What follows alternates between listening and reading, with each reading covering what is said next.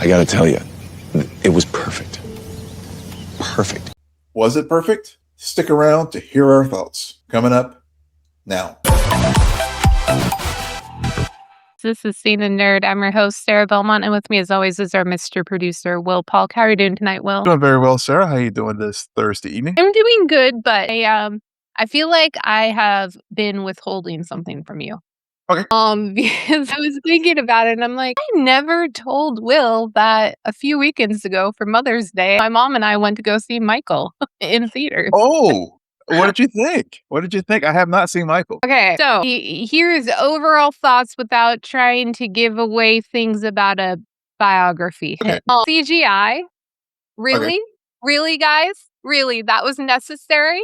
There's 2 points. One's an animal and one's a place. Okay. That happens twice. And it's so noticeable to me that I'm like, yeah, I don't believe that that's like, how can LA or Vegas, I forget, someplace in North America look exactly like London? Okay. So I don't know why the CGI was necessary. Point number 1. We did miss the first 10 minutes, but that was fine.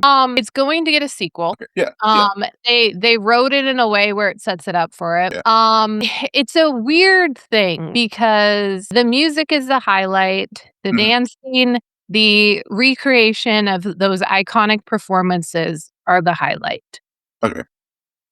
The getting into his psychology, they don't go that deep. Okay. In my opinion, they do not go that deep. And then when you sit back and start to think about, well, the family is behind this and all of that, we got a very surface level, in my opinion, of the journey. Now, it's fun. My mom had a great time.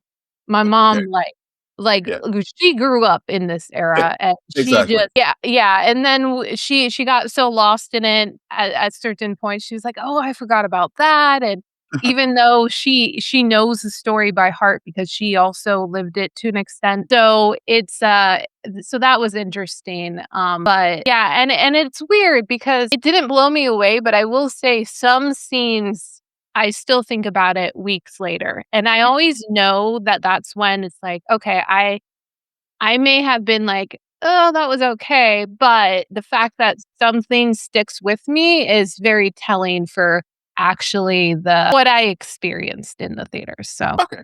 Fair enough. I don't think you have to watch it in theaters, by the way, but that's just me. Yeah. I was planning on just catching it when it comes out on streaming.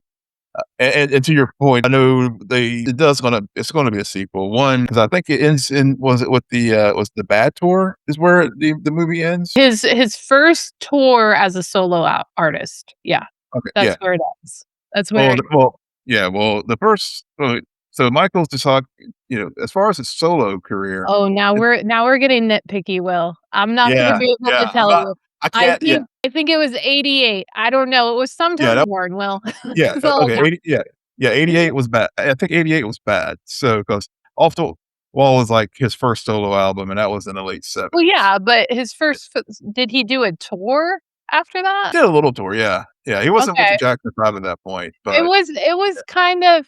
Well, yeah. Anyways, so but I think the thing about Bad was it was the first big tour after Thriller. So I think that's the thing that because obviously Thriller is like the pinnacle of Michael, and as far as commercially and all that kind of stuff. I mean, there's some other things too. I mean, I guess people may quibble about that, but yeah, I think that was one of the cool things about the Bad tour because it was just this really big thing, and I think they cut it off because I know there was a lot of stories about why they cut it off, cut the film off, and part of it's just the Jackson estate signed off on this film, but two, I think there was some licensing issue. There were some issues with they were getting into stuff in the 90s. I don't buy any of that. Having watched the movie and what they do at the end, they're setting it up for a sequel. Yeah. Oh, yeah. And to tell more story. Yeah. To get into some of those other things. Right. Yeah. There's like 2 halves of this story. So. Yeah. But I haven't seen it. Yeah. Yeah. You didn't see it. But I just wanted to put out there that I did end up going to see it as a Mother's Day gift. Nice. And now we shall move on to, and I was thinking about this earlier. It's been a hot minute since we've actually sat down to discuss a series finale. Yeah.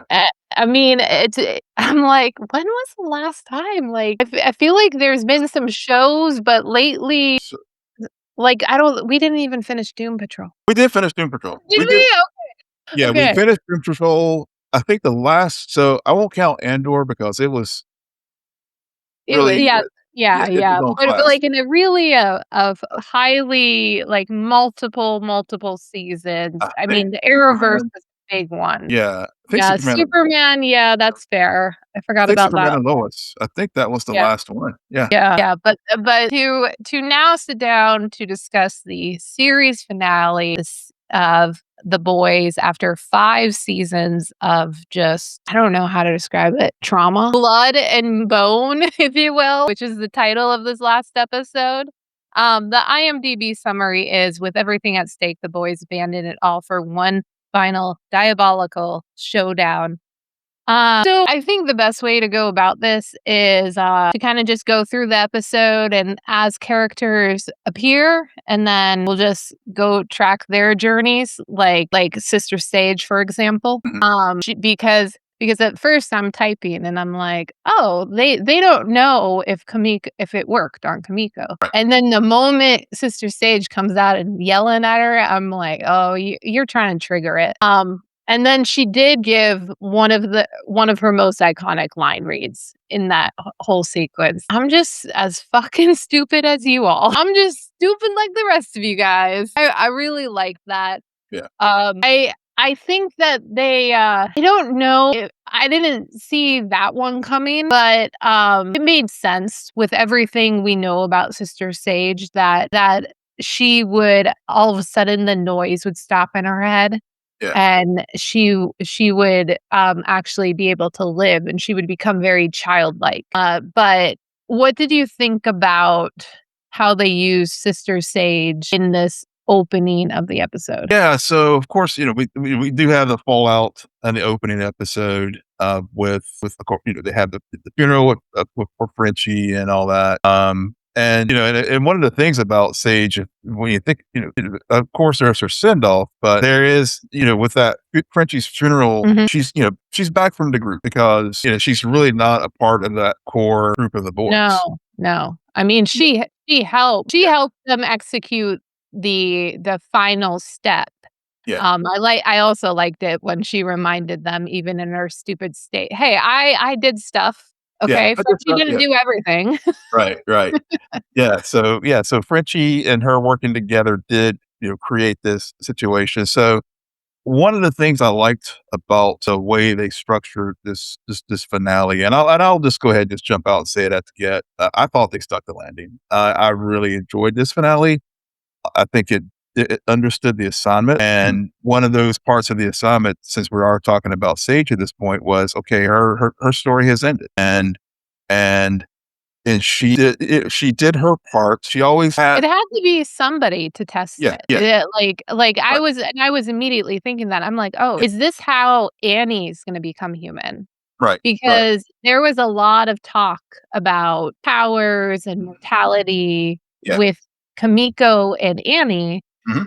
and, so I thought they were gonna go there, Yeah. and maybe because I thought that, I was like, "Oh, well, Yeah. I don't But know if Sage was the best choice," but yeah. yeah, that's what Yeah. they did.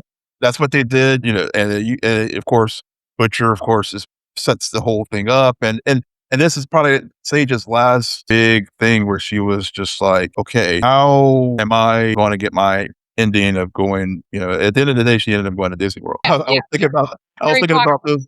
Yeah, very Harry Potter land. I was just thinking like, I was thinking about those old Super Bowl Disney ads where they're like, what are you doing? You just won a Super Bowl. What are you going to do? I'm going to Disney World or Harry Potter World. Mhm. But I think that being utilizing her, and I think this is where her genius like kind of kicked in.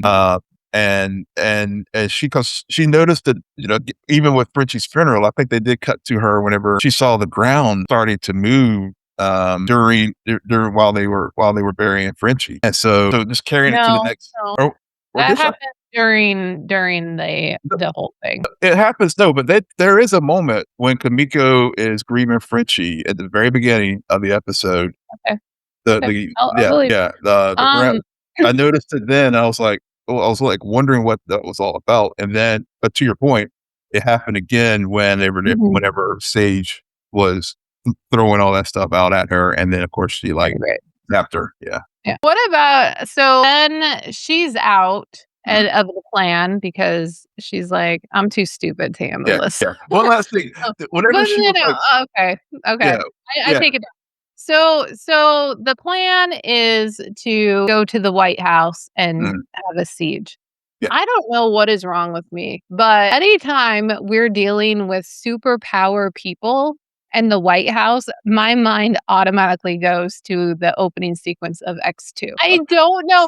That opening sequence had such an impression on me that with Nightcrawler that I still to this day I'm like, oh, we're in the White House and we have superpower people. That's the counterpoint.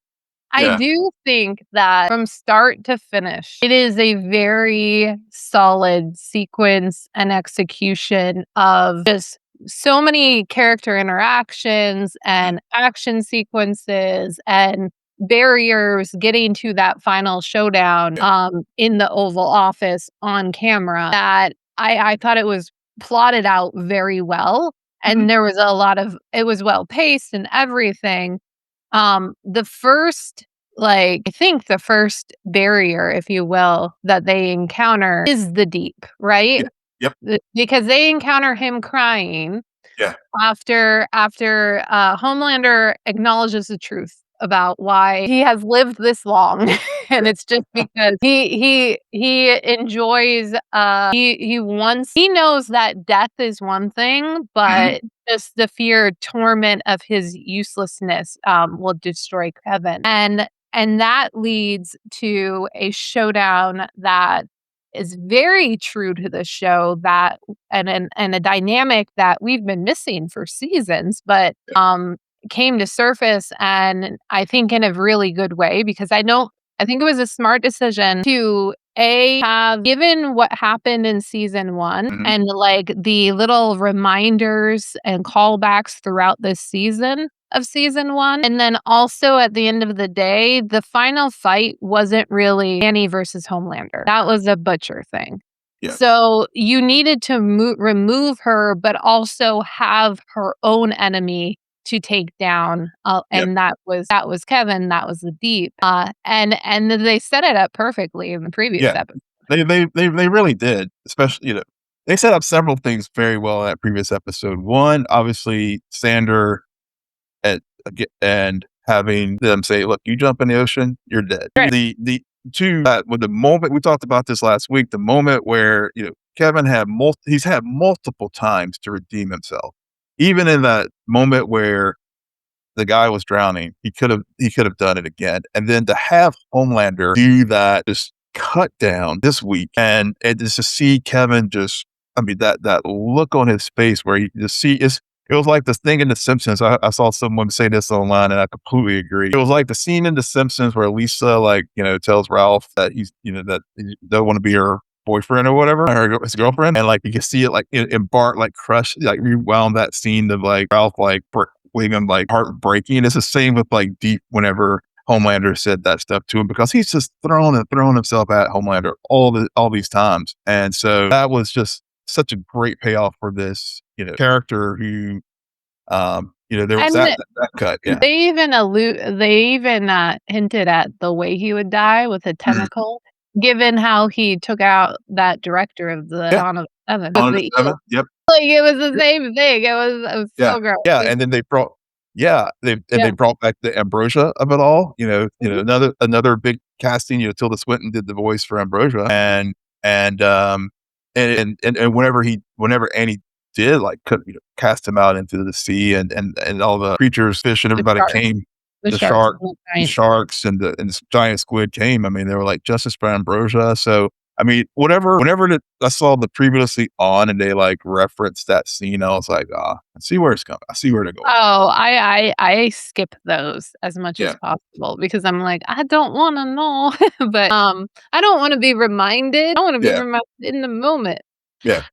And then Ashley. Ashley, between her and O Father, I think that there was such good ambiguity with them. Yeah. And Ashley, we've been seeing that throughout the entire show, Yeah. the entire series. I mean, she has never been powerful, but she still is able to be utilized and survive in this way. And so it makes sense. It makes sense given her history with Homelander after 5 seasons, her history of thought, that she is looking sideways and trying to figure out, like, okay, well, somebody has to take him out because this is going too far. We're past. And then I like that whole thing with O Father, her husband, because both of them, we even started to see it last episode with him, is that this can work over time, but Homelander's no man of patience. And what Homelander's impatience leads to death. Yeah. And so you see O Father, and then you hear him in this episode and say, even, I just want Butcher and the girl. Yeah. And to me, that was a very clear thing of he just wanted them because he wanted to take Homelander out too.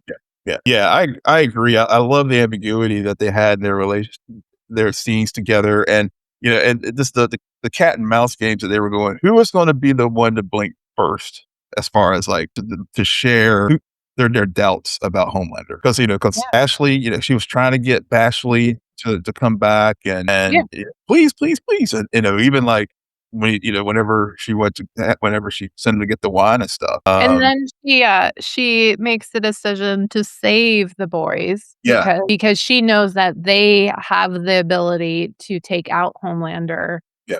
And she always gives me like a great memorable line too. Yeah. And this time it's like, fuck no, he'll rip my tips from my vagina. Yeah, I was the same like, way. wow, that just rolled off your tongue. Okay. It took me a second. I was like, okay, all right. Because that's still her. She's like, no. I got you out of this situation. I'm going that way. You guys go that way. Yeah. she's like left. Yeah. She can only go so far. I mean, that's how she survived thus far. Yeah. And the writers know what they're doing, because the moment I was writing, like, oh, Ashley remains president. Oh, no, she doesn't. Because I was like, okay, so now that that's done, Ashley's still in charge. And then we see the press conference, and then immediately headlines like, and she has been removed. And just a great moment is like a unanimous act of of Congress. Just so on point. And because and it was so fitting in that scene, because Ashley was like, the CIA, under my direction, we're doing this, that, that and the other. And that was a great moment. Yeah. Huey and MM take out O Father, while Kamiko and Butcher head to the Oval Office and showdown with Homelander. And so here, what did you think about the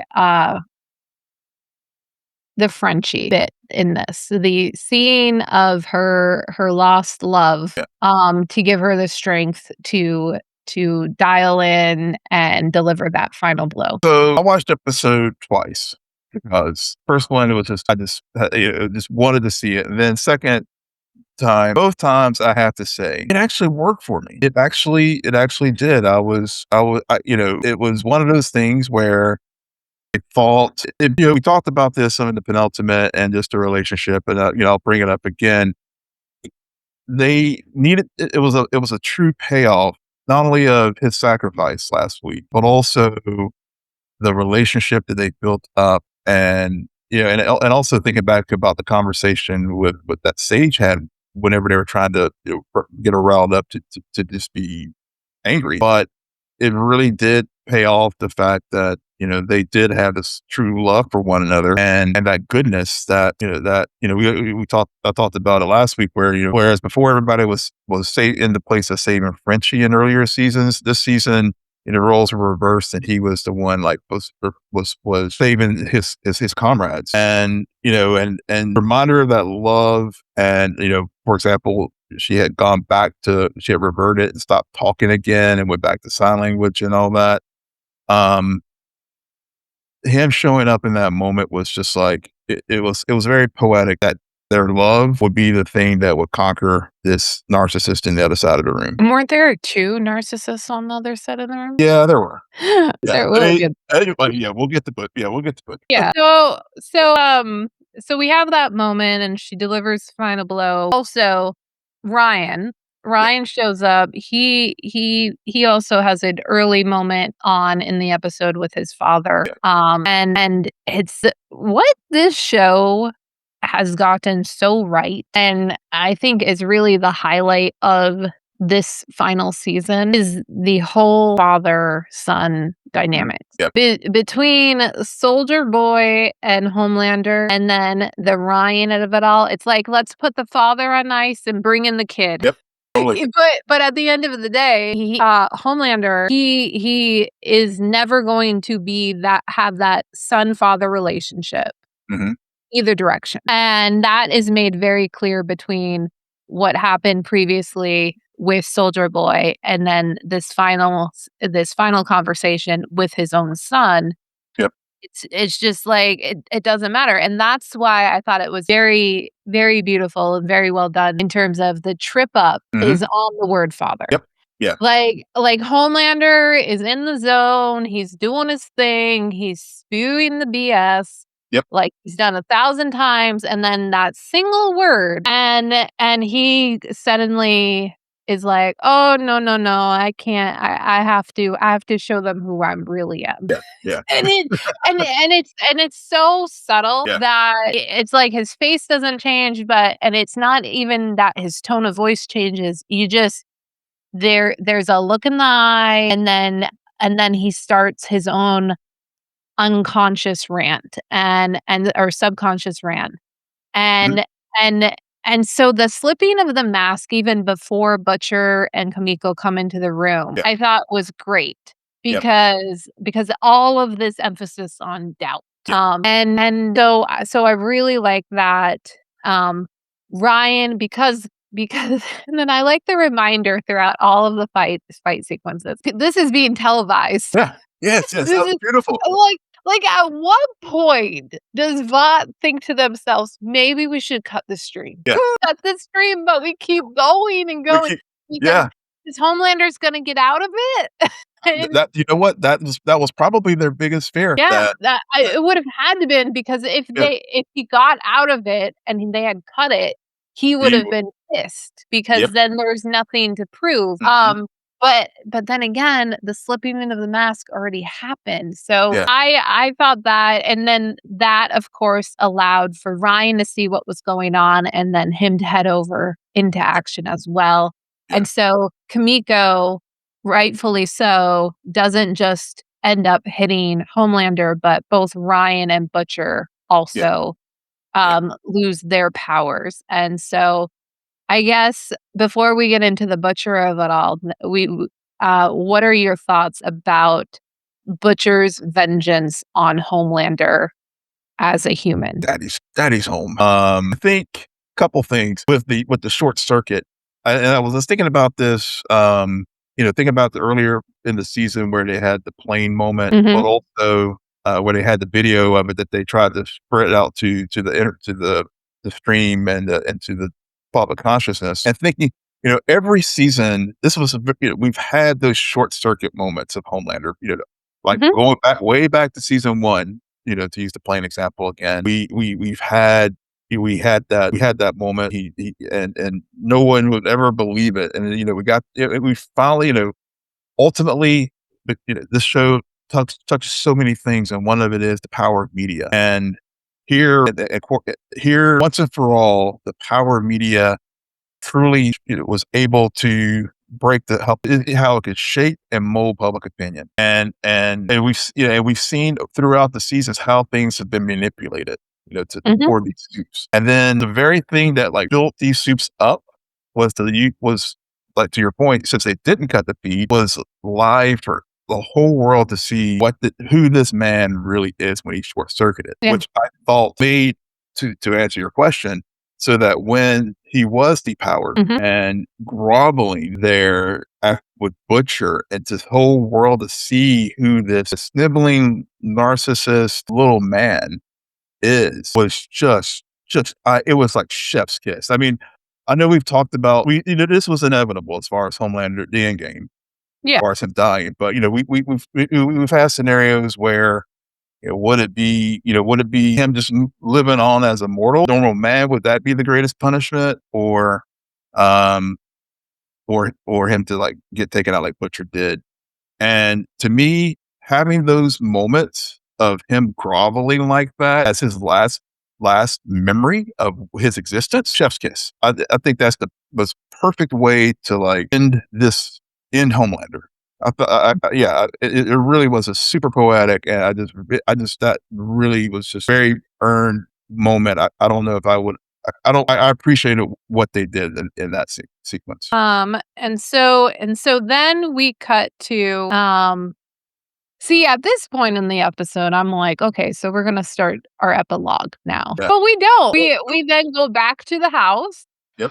And we crack open some beers, and we start talking, and then the next thing you know, Butcher realizes that Terror's dead, and then he takes the virus. And it's funny because in the back of my mind during this whole episode, I was like, we spent so much time talking about that freaking virus. And for that not to be the thing to take Homelander out, and for them to like go shift to plot B, I'm like, that virus has to come back up again, right? Yeah, right.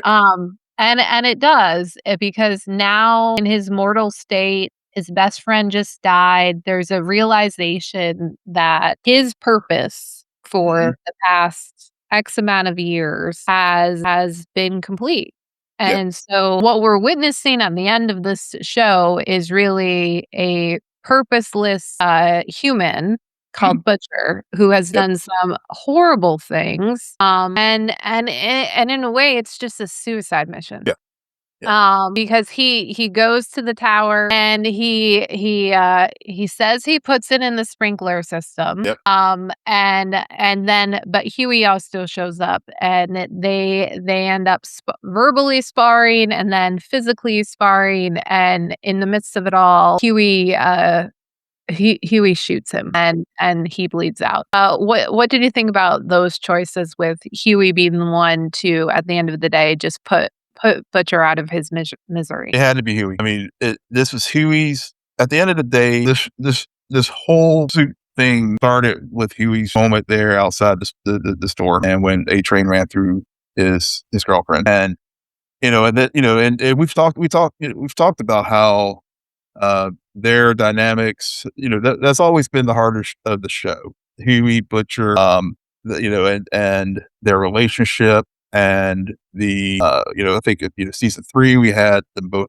taking a compound B and all of that, and it kind of it kind of got pushed to the back a little bit. But then, like in the penultimate episode, when they were in that room and the Kessler image came back up, it brought it back to the full force, their relationship and their dynamics. So whenever they were having the verbal back and forth, like, you should have brought an army, he was like, no, it's just me, and I'm paraphrasing, but this moment, Huey was always the moral core of the boys, and so it had to. Whenever they had this final confrontation, so many things were going on there, and then whenever and Butcher Huey was like that. It was the one thing that could like help Butcher find that one last little shred of humanity. So when the moment did happen, and one of the things that really struck me whenever Huey did shoot Butcher was there was no sound. It was just a muzzle flash and Butcher's reaction. And it was just so impactful. And also you saw Butcher, as I was talking about, his last shred of humanity. Huey got to him because he was starting to like release the pressure on the trigger point for the virus. So it all went down. I teared up. I will freely admit that their relationship. I really was invested in these characters, and so whenever that whole thing went down, I was sad for that things had to go that way. And it was inevitable that it was going to go that way, but it was still very sad. But it was somewhat, I don't want to say cathartic, but it was somewhat fulfilling to see that Huey did at that last moment touch Butcher and admits that, sorry, I did not want to do that. But it was just well executed. Okay, so if I'm being honest, it felt clunky to me. So and I'll just leave it at that. No. I mean, we just. I agree. It had to be Huey because I think last week some of my comments were misconstrued, and I want to make sure that I am clear in my thoughts about the episode. And I am not saying that the choices to have Huey kill Butcher are bad or wrong. I am just saying the way it was executed felt clunky because I was very confused. I was like, oh wait, Huey suddenly has a gun. Oh wait, he just shot him. And then I hear the line, sorry, I didn't want to do that. And I was like, but what do you mean you didn't want to do it? What did you think was going to happen when he pulled the trigger? Yeah. So there was some beats there that I don't know. I've only watched it once, but I was just like, wait, did I miss something? But yeah. Yeah. Butcher had to die just as much as Homelander had to die. That was kind of the inevitable fate of it all. Yeah, and it was so, and I think the setting of it all too, being in Vault Tower, where Butcher and Homelander first met years ago when thought about the scene with Becca. Yeah. So everything about it really, and I agree with you as far as like the fight, the back and forth, because I mean, it was like a lot. It was very whenever they were tussling over the gun and the trigger for the virus, it was a lot. I mean, it was hard to I don't want to say follow, but it was very frenetic, and so I could see where clunky. I think it was just the emotion of it, maybe, and at least for me, that clunkiness. So that's why it worked for me. But I could see where you're coming from that. Though. Yeah. So then we cut to yet another funeral, and yet another ridiculous. It can only be said in the boys' funeral speech, and then that kicks off the epilogue portion where we find all of those who are still living and where their whereabouts, including them. Now he's remarrying. Right? Yeah. He is. Yeah, his family's getting back together. Yeah. That's what I thought. I just wanted to make sure Ryan's there as his best man. I thought he was gonna give his MM's daughter a look. That did not happen. Did not happen. Kimiko goes France. She also picked up a mutt along the way. That was interesting. Bob Singer is president. We met Bob Singer earlier in the series, correct? Correct. He was, okay. Yeah. And it is a infamous supernatural Easter egg for us all because they just have to put him in there. And not only is he president, but he also gives Huey a job offer, which he declines. And if we find out Annie is pregnant and yet still going out to play hero. So despite it all, she still wants to be a hero. So she did not have Kimiko blast her as well. And the final line is go and take care of your mom, Robin.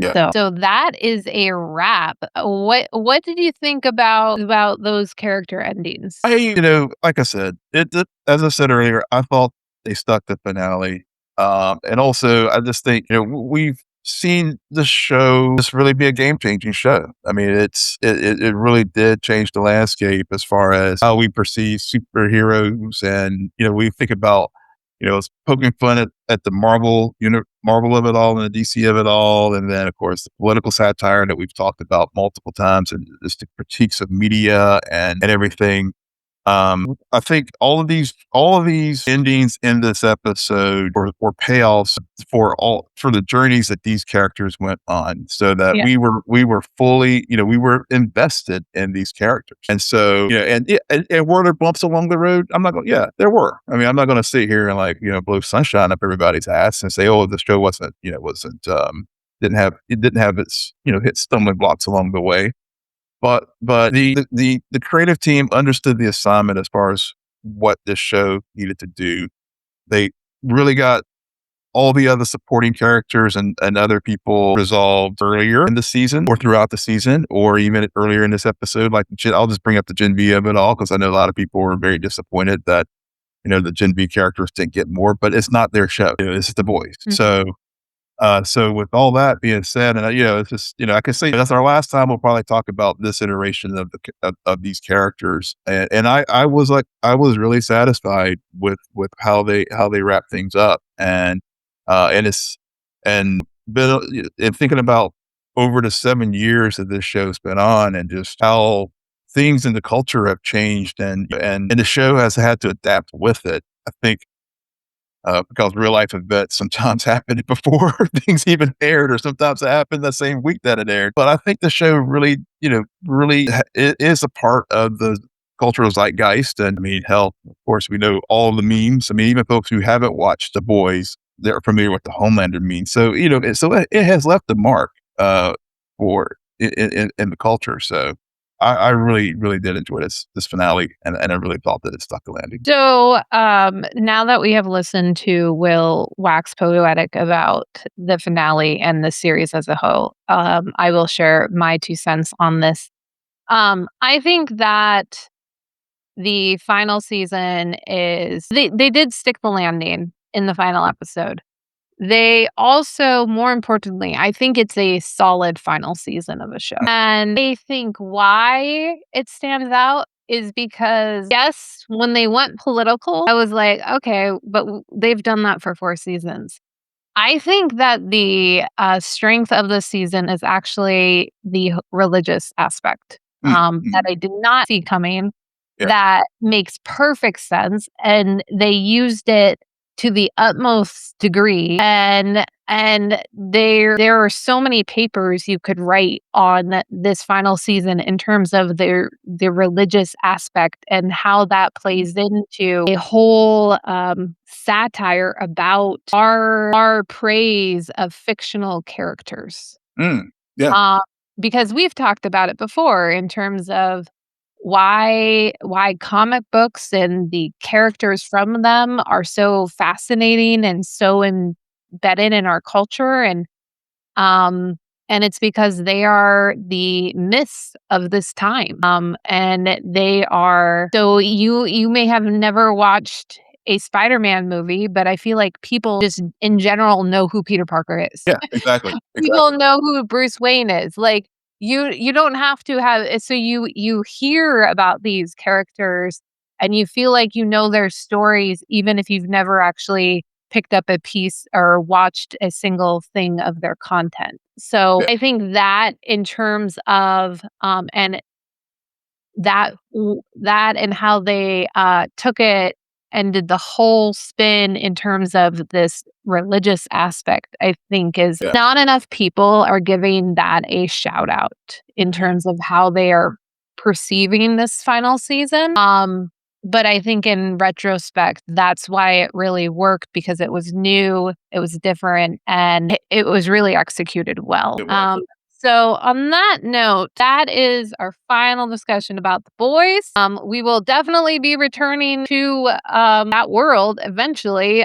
There are shows in the pipeline and shows around the corner, but we are about to jump ship to the MCU with The Punisher special presentation, One Last Kill. The IMDb summary reads, follows Frank Castle, a PTSD-addled veteran who returns to action when Ma Ganucci, a wheelchair-bound crime matriarch, seeks revenge after he killed her son for forcing him to fight off the city's criminals descending upon him. So, okay, I watched this, guys. I did. I watched it. Did I check out during the action sequences? Yeah, of course I did. I'm me. And then I did listen to a few things about this show, this special presentation. And it's one of those things where I like people talking about it who are more familiar with the Punisher lore than I am. And I think I actually enjoyed watching it myself. Does that make sense? That makes total sense. Yeah, because watching it myself, I was like, okay, I totally understood what was going on there. But I think the layers that people who are much more knowledgeable about the Punisher can dive into, like they should be talking about this. I don't know if I should be talking about this whole thing, but I will say one of the strengths and one thing that kept me engaged was the use of sound. Was very clever. Yeah. I mean, obviously the standout scene that first comes to mind after you've watched this, and I mentioned the word sound, is the scene of when he's in the streets walking and the sound of the chaotic, broken city turns into the sound of war. And it is so immersive and just so well done that that really kept me engaged. I was like, that's fascinating. Yeah. And then and then that allowed me to really listen more clearly to the sound of this world. And I think that you have to, while you're watching this, remember you are really being shown something through like first person. This story is told through first person. Yep. And that's really hard to do in this medium. And that's why there's some quibbles here and there. But I think that if you understand that you're really seeing this world and through Frank's eyes, the messiness of it all makes a lot more sense. Yeah, I hear you. Yeah, I texted you Sunday evening after I watched it, and I was like, "Well, I watched that." Yeah. That was the exact quote, y'all. But after I sat with it for a day, and to your point too, I think listen, did check out a few commentaries about it and all. But even before that, and because I think to your point about the sound, it was a lot. I mean, it was just 40 plus minutes of just sheer overload, because the first part of the special presentation was just getting into Frank's mind, and the PTSD and just where this character is at this point when we encounter him in this special presentation. Because the last time we saw Frank Castle, it was Daredevil Born Again season 1, and he was, that was that, and we had his where he was with the journey, and then of course he got captured by the victim, and then he ABD, escaped. and then he escaped. So whenever you jump into this episode, and he is completely, we're going through the psychology of Frank, and the Nucci family has all been kicked out, and it's exactly what we just were talking about with Butcher. Like he's finished his purpose, so now what? Yeah. So going into this cold, and and what I just said earlier about where we last saw him, I was not at, I don't, and I wasn't mentally there. Oh yeah. To process this show. And then to your point, there was a lot of the video game, the broken down of the city of little Sicily, and just like speaking of, we're talking about animals and the dog, and like the guys like killing the dog, and it was just like, oh my god. I was like, so by the time I got done with it, I was just like, okay, I just need to step away for a moment before that was my true reaction to, like I said earlier. I think that was a lot of people's reaction after I just watched that and I'm still processing it. But that's his kind of story. But I like how you brought up like when we last saw him, because in retrospect, thinking about this special presentation, I'm glad we watched it now, because when we last saw him, it was still Frank Castle from the Netflix universe. It was still him seeking vengeance, even though he got vengeance and everything. But there was still more. So it was kind of like, okay, guys, we're gonna wrap up this prequel that we gave y'all between him showing up in Daredevil season 2 to now, and then we're also, by the end of it, full comic book gear attire, and we're gonna be like, and this is why he's gonna be in Brand New Day, because it was almost a metamorphosis where you couldn't continue having him on this quote unquote vengeance. He can be a vigilante, but this vengeance has to wrap up because that can't be his purpose. And so I think that for people who have been following this character in this MCU universe thus far, this is very much a bridge of being like, okay, we're wrapping up those beats for this character, while at the same time pushing him into this character who can suddenly fight alongside Spider-Man. Now, hopefully there'll still be a little bit about the moral ambiguities of the philosophy, but because I really want to see that. But he's also much more animated in that final sequence of getting the dog back or getting vengeance for killing the guy, even though he ends up killing the guy at the end of it. But still, he's very much. And you also brought up the video game aspect, because I swear this is a special short presentation, at least a half hour of it. As soon as the fire starts, it is literally you're watching it is a literal video game. And it's just one after another. And it is, I mean, if I were to mute it, because at that point I couldn't take that music. I'm sorry, that's not my metal is not my taste. I'm sorry. Apologize. It fits perfectly for this character. It's not for me though. I could then concentrate on the choreography, because again, the fight choreography was on point.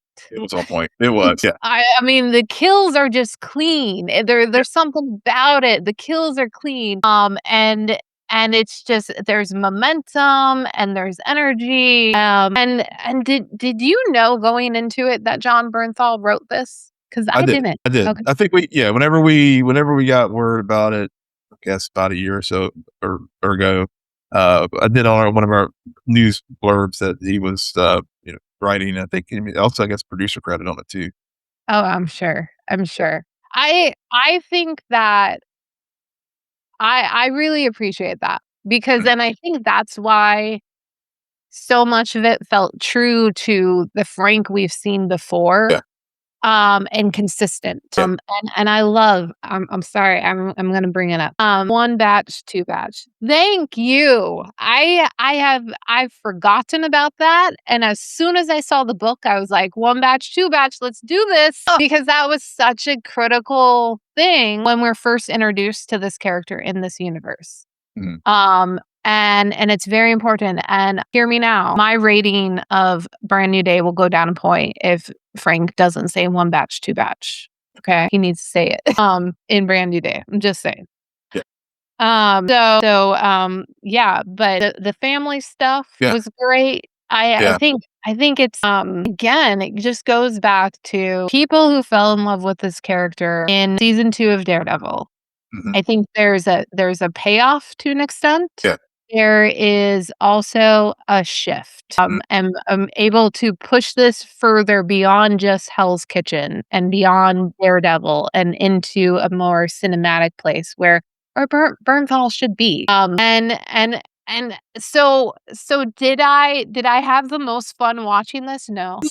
Yeah. Do I think that if I had been somewhat, as you put it, more mentally prepared for it, could I have digested better? Probably. But I think that this presentation is something that is, again, as you hear people who understand more of this character talk about it, there are probably so many layers that we have not we don't understand to it. And at the same time, I think just like in talking about it after the fact, I'm like, yeah, there is a lot there. And that's why it was like, okay, I feel like I just got hit by a car. Not in a good way. I think, I mean, to that point, one of the things too that you brought up earlier was the metamorphosis. He still, for example, got vengeance on the guy who killed the dog for that homeless pet. But whenever things were just going to hell and the and in the shop, he had a chance. Yeah, he had a chance to take out Manucci then. Yeah. But it was you mentioned it earlier too. Like earlier, when he's walking through Little Sicily and the world is literally on fire around him and things are falling apart. Yeah, he doesn't care. He doesn't care. So then we see that, it was like, okay, whenever, she gave him that purpose that he was missing. And I think that was really, it was allowed. Yes. I think that when you say she gave him the purpose, she sent out all these people to get him, to kill him. Yeah. What she did not calculate though was, I think what you're getting at is that those people also are crazy lunatics. So they're not just going to kill Frank Castle, they're going to kill anybody in their way, and they're just ravaged dogs.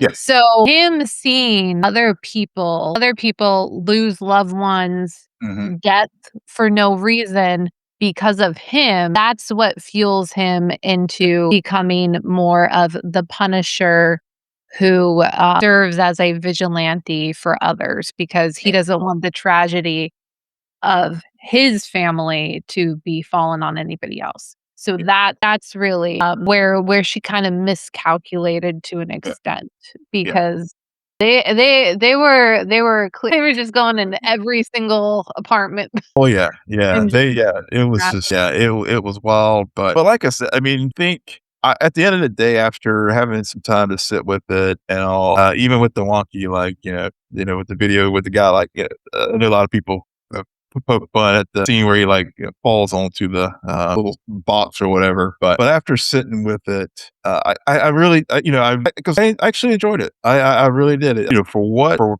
what it was trying to do, I think it achieved that mission. And to your point about Bartholomew, he knows his character so inside and out. So his version of Frank Castle, he delivered on his understanding of what this character is and this character's motivations. So, when Marvel does these, I like these special presentations because it's just a one-off and, it's not like, it's not going to, there's things we'll see Frank and characters again, but, it's telling a self-contained story. And here it's about why when we do see Frank again and it's Brand New Day, it's like, why is this character acting and doing the things that he's doing? Yeah, playing hero instead of playing with Daredevil. Well, that is our thoughts on the special presentation. We are not going to be taking a break from the MCU anytime soon, as next week we are not only returning to the MCU with Spider Noir, start that discussion with Nicolas Cage. But we're also returning to Star Wars, and we're going to give our thoughts about the new Mando movie. So be on the lookout for that. And yes, Invincible is coming. I know people want it. I know Will really wants to talk about it.